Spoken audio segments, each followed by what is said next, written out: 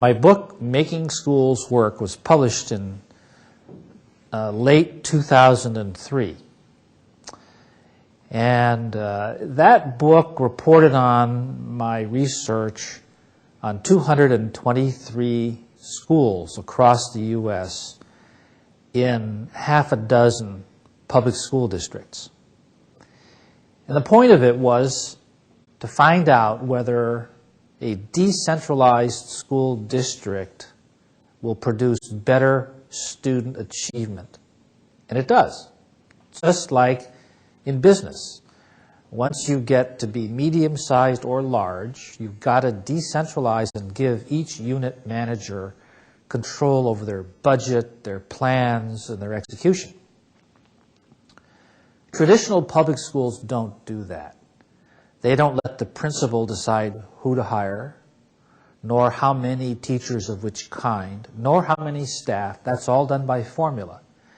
They don't let principals decide what professional development courses their teachers may take or should take. The central office does that.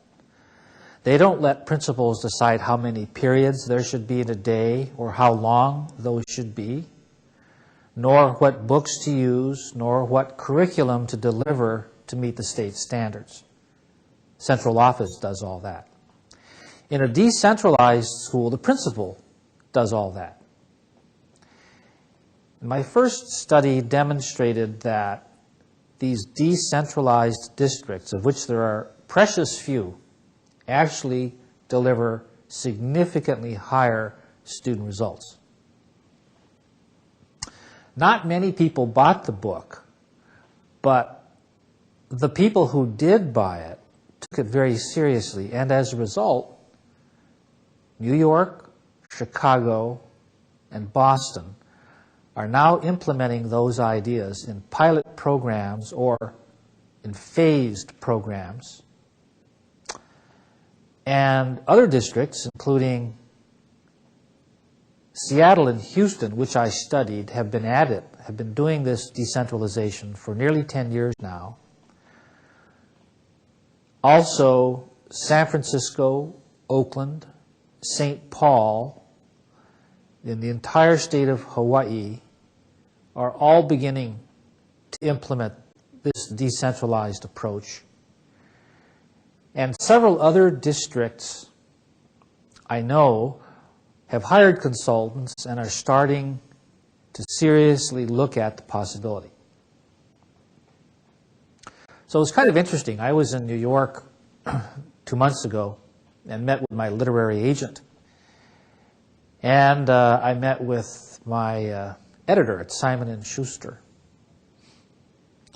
to talk about what I should do next. And I had in mind a couple of ideas. I thought I might do a study and write a book about how to manage creativity, which is something that's been interesting to me, whether you're running a biotech firm or whether you're running a company like Pixar or whether you're running Apple or Sony or whatever it is. How do you manage really creative people and processes? Or I thought I might do a follow-on study on the public schools. But I kind of decided I wasn't going to do another study of the public schools because it seemed to me that nobody in education really wanted me to do it. They don't really care. In fact, I think most of the people in the education world would just as soon I'd go away, because what I'm saying is they've got to change fundamentally the way they do things. Nobody wants to hear that message in any industry.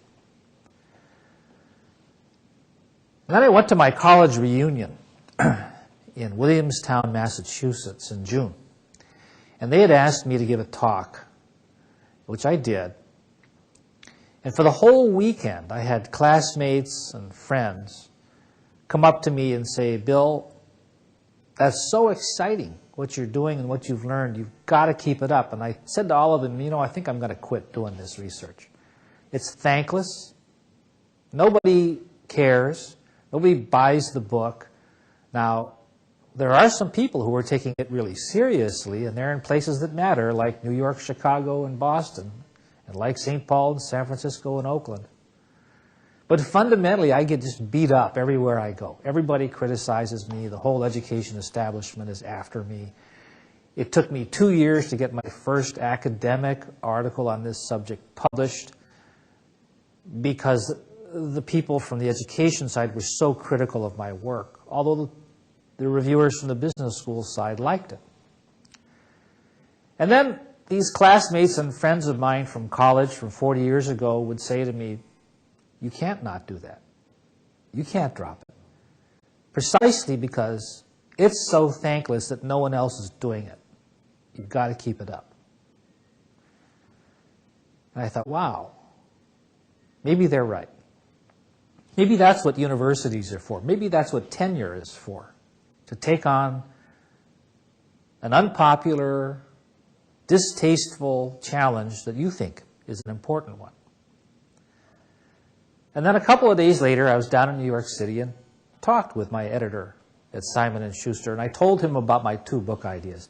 He said, now don't do the creativity book. Do the education book. I said, well, but we didn't sell many copies of the first one. And he said to me, well, that's right. We didn't sell a lot of copies, but that doesn't mean I don't want to publish the second one. He said, the work you're involved in is so important, and no one else is doing anything like it. And you've got to keep doing it, and I intend to publish it. I thought, wow, what a great, he's willing to put his money where his mouth is.